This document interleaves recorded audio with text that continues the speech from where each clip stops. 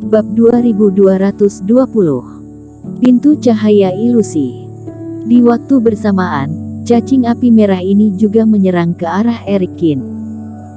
Menimbulkan suara yang cukup besar, jumlah bahkan melebihi 100.000, entah menaik berapa kali lipat. Satu langkah maju, guntur di sekujur tubuh Erikin memancar. Seperti kembali menjadi ketua guntur, dan memasuki kelompok cacing api merah. Ribuan tubuh guntur berputar dengan cepat, di bawah kontrol Erikin, cahaya petir terus keluar dari tubuh Erikin. Satu persatu berubah menjadi ular petir, dan lari sekeliling. Kakak! Ular petir berteriak. Tempat yang dilewati, satu persatu cacing api merah berubah gosong dan tergeletak di lantai.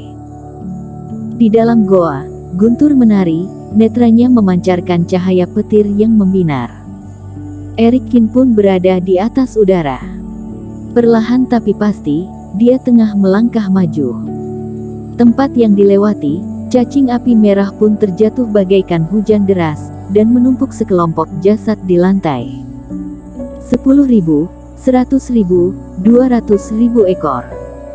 Dia baru memasuki goa dalam waktu singkat, entah sudah berapa banyak cacing spiritual yang dibunuh oleh Erikin. Ular petir yang tak terhitung terus melompat.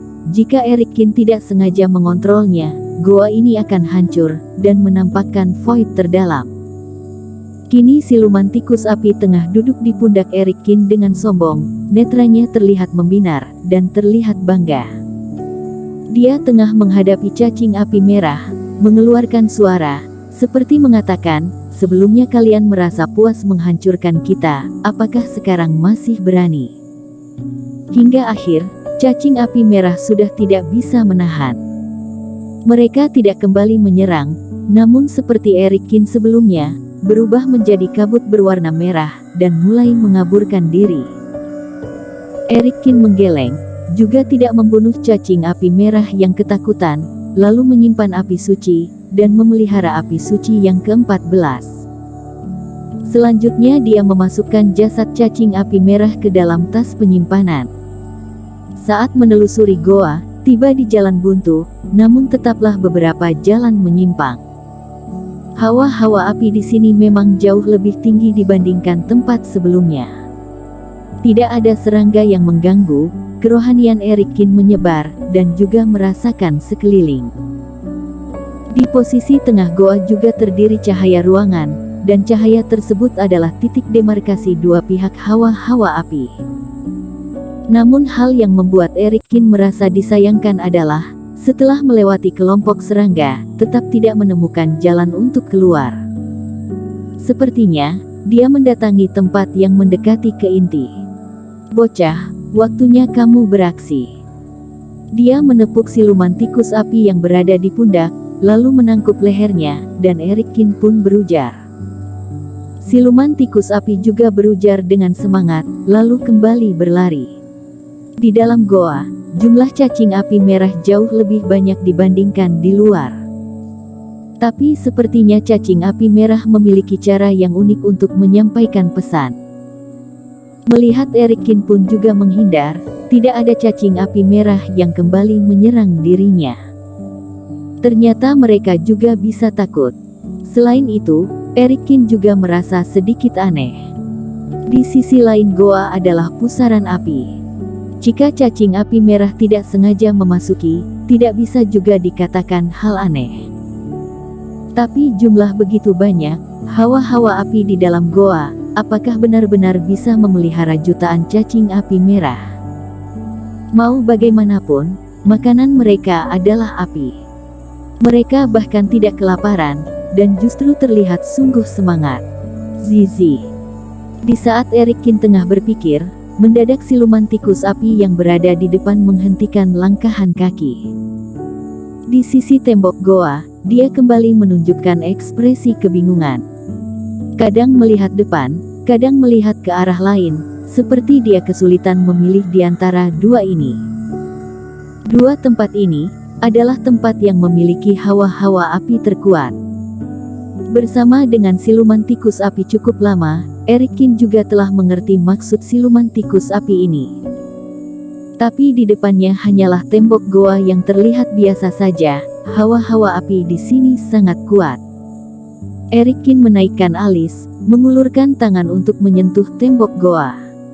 Selanjutnya, mimik wajah Eric Kin sedikit berubah. Ternyata benar-benar aneh. Sebelumnya dia terus menyebar kerohanian, tidak menyadari masalah di tempat tersebut. Tapi tangannya menyentuh tembok goa, dia juga tidak mengetahui struktur batu mutiara ini, dan mendadak merasakan ada yang aneh di area ini. Menelusuri tembok, di tempat terdalam terdiri hawa-hawa api yang kuat. Dia menatap siluman tikus api yang berada di bawah. Pantas saja siluman tikus api ini adalah iblis monster yang ahli menelusuri hawa-hawa api. Dia memang sedikit luar biasa. Tapi terdiri apa di dalam tembok goa? Apakah harus mencoba membukanya? Eric Kin sedikit mengerutkan dahi. Dia membalikkan telapak tangan, pedang Kingtong pun langsung muncul di tangan. Tidak lama, Eric Kin kembali menyimpan pedang Kingtong. Sebentar, tembok goa ini sedikit berbeda.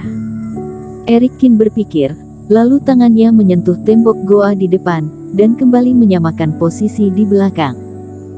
Kedua netranya sedikit berubah. Dark Eye dan mata dewa membuka di waktu bersamaan, dan menatap ke arah tembok goa tersebut. Sedangkan di bawah mata dewa, terjadilah sesuatu yang mengejutkan. Tembok goa terjadi perubahan secara perlahan, dan ternyata berubah menjadi pintu cahaya ilusi. Bersambung. Bab 2221. Roh Friend yang tersisa. Ternyata adalah taktik ilusi. Eric terkejut ketika melihat munculnya gerbang cahaya ini, kemudian dia merasa sedikit aneh. Awalnya dia masih cemas atas ketidakstabilannya kekosongan di setiap area dalam ruang kecil ini dan jika dia secara paksa menerobos batu dinding tersebut serta tidak tahu akan celah yang muncul dalam ruang itu, apakah akan menyebabkan bahaya. Namun, taktik ilusi jelas terbentuk dari buatan manusia, tentu saja tidak memiliki masalah itu. Dan karena adanya keberadaan gerbang cahaya perkumpulan formasi sihir, berarti setelah gerbang cahaya tersebut adalah seorang kultivator. Apakah masih ada orang hidup di tempat ini selain mereka? Eric juga tidak menyangka masih bisa menjumpai manusia yang lain di dalam celah ruang pusaran api ini. Dan melihat beberapa jejak pola kuno dari formasi sihir itu, formasi tersebut jelas sudah dibentuk untuk waktu yang lama, setidaknya lebih dari 500 tahun.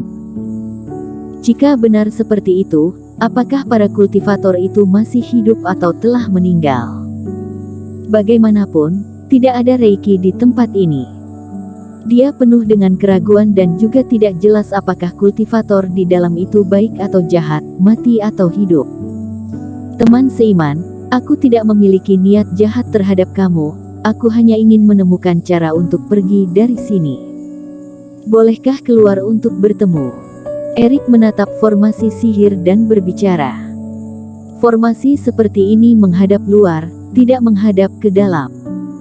Jika kultivator di dalamnya masih hidup, pasti akan melihat bahwa dia sedang berdiri di situ. Setelah menunggu beberapa saat, formasi sihir tidak terjadi perubahan juga tidak terdengar suara dair dalam. Permisi. Dengan melihat seluruh dinding cahaya taktik ilusi ini, Eric dengan cepat menemukan beberapa pusat formasi yang disusun pada formasi tersebut. Eric bersuara kecil lalu menjentikkan jarinya dengan ringan, beberapa reiki terbang keluar dan mengenai beberapa posisi penting itu. Tidak peduli orang tersebut hidup atau mati, dia harus masuk untuk memastikannya. Bagaimanapun, tempat ini adalah salah satu tempat yang dideteksi oleh siluman tikus api memiliki aura api terkuat. Brak. Formasi sihir tersebut hancur, keseluruhan dinding batu seperti meleleh dan mulai berubah drastis. Siluman tikus api terkejut ketika melihat dinding batu yang utuh tiba-tiba menghilang dan segera bersembunyi di belakang kaki Eric. Setelah formasi sihir tersebut sepenuhnya menghilang, yang terungkap di depan Eric adalah sebuah persimpangan jalan yang mirip dengan gua-gua lain. ternyata menyegel sebuah persimpangan jalan. Apakah menjadikan tempat ini sebagai tempat tinggalnya? Hati Erik bergerak dan dia melangkah masuk. Tidak lama kemudian, di depannya muncul lagi sebuah dinding cahaya yang menghalanginya. Melihat dari jarak, diperkirakan setelah dinding cahaya ini adalah ujung dari jalan tersebut. Erik memecahkan dinding cahaya tersebut dan di saat dinding cahaya tersebut menghilang, satu demi satu cahaya kecemerlangan terus bermekar di balik dinding cahaya, bagaikan terik matahari yang berhasil menembus kegelapan. Di dalam gua yang gelap, satu demi satu cahaya kecemerlangan itu sangatlah mempesona, berwarna-warni bagaikan warna pelangi. Dan Erik menyipitkan matanya lalu kembali melihat ke dalam. Setelah dinding cahaya tersebut, benar merupakan ujung dari sebuah gua. Di dalam tempat yang sempit itu, berbagai benda berharga yang tak terhitung, menumpuk di setiap tempat dari ujung gua tersebut dan bersinar terang. Terdapat beberapa benda berharga yang memiliki aura api yang sangat kuat. Jelas bahwa aura yang dirasakan oleh tikus api sebelumnya, kemungkinan besar berasal dari sini. Dan dengan jatuhnya cahaya pada pertengahan gua tersebut, terlihat di antara benda berharga yang tak terhitung itu terdapat sebuah panggung batu safir dan seorang Taois berpakaian hitam duduk di atasnya.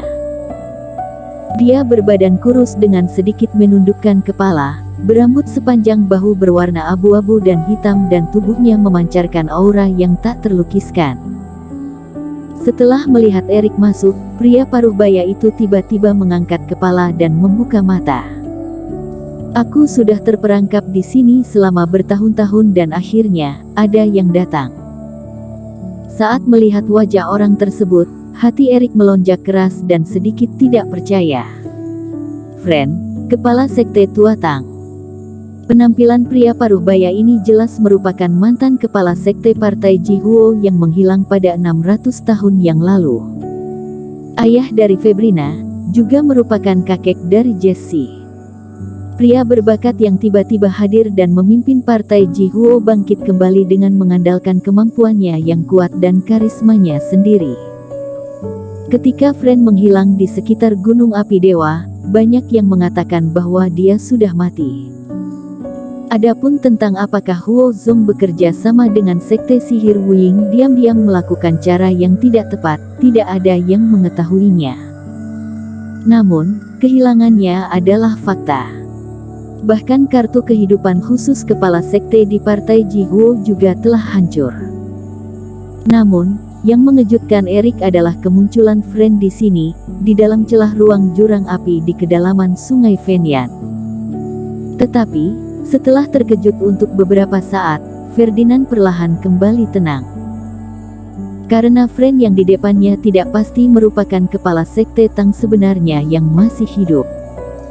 Tubuh Friend tersebut hampir tidak nyata, bahkan sinar dari beberapa benda berharga itu juga secara samar-samar menembus badannya.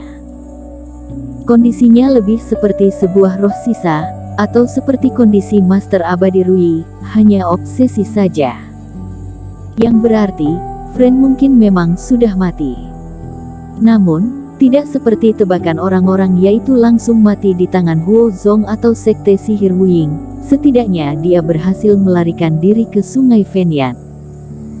Teman seiman, aku tidak mengetahui identitasmu dan mengapa mendatangi tempat ini.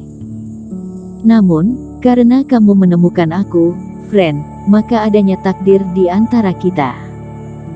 Friend yang bertatapan kosong itu lanjut berbicara. Bersambung.